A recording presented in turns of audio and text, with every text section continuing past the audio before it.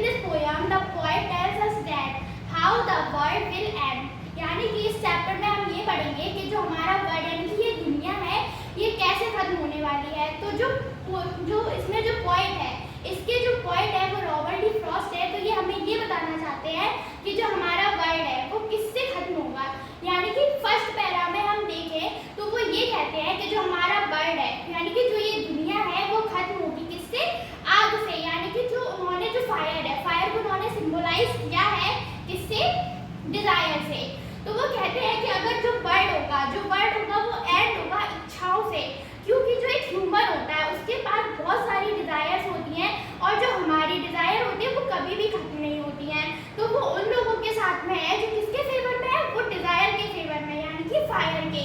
And second para में वो कहता है कि जो वर्ल्ड है, जो हमारा वर्ल्ड है वो किससे खत्म होगा, वो होगा आई से। यानी कि आई सिंबलाइजेस हैटर्ड यानी कि नफरत से।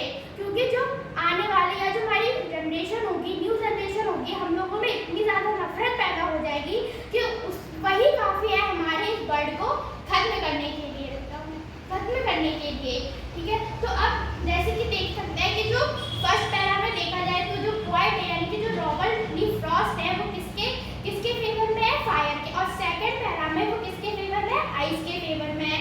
तो यहाँ हमारी जो पोयम है वो एंड होती है। अब आते हैं इसके सेंट्रल आइडिया पर। तो जो सेंट्रल आइडिया होता है उसका मीन्स होता है पूरी, जो हमारी होल पोयम है उसकी एक समरी, छोटी सी समरी। तो सबसे पहले तो हम जो हमारा सेंट्रल आइडिया होगा उसमें हम लिखेंगे कि जो पोयम है, ये जो पोयम है वो किसके द्वारा कंपोज्ड है। तो जो पोयम, एक बात हमें यहाँ पे नोटिस करनी होगी कि जो पोयम होती है, पोयम में हम हमेशा कंपोज्ड ही लिखते हैं। और जैसे सप्लीमेंट्री है या रीडर है, अगर उसमें राइटर का नेम होता है तो हम उसमें हमेशा राइटर को यूज करते हैं, ना कि कंपोज्ड, ठीक है।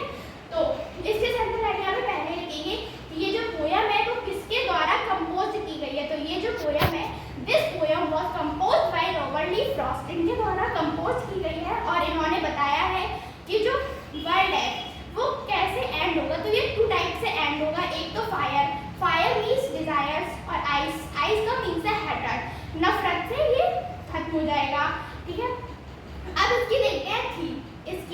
इस पोयम की थीम क्या है। तो the main theme of poem is fire and ice, and the fire symbolises desire and the ice symbolises hatred. तो हम मेन थीम अब देखते हैं कि जो पोयम है उसकी मेन थीम क्या है। तो हम लिखेंगे the poem Fire and Ice, and the main theme of this poem is that human emotions, and we know that human emotions are destructive, and these human emotions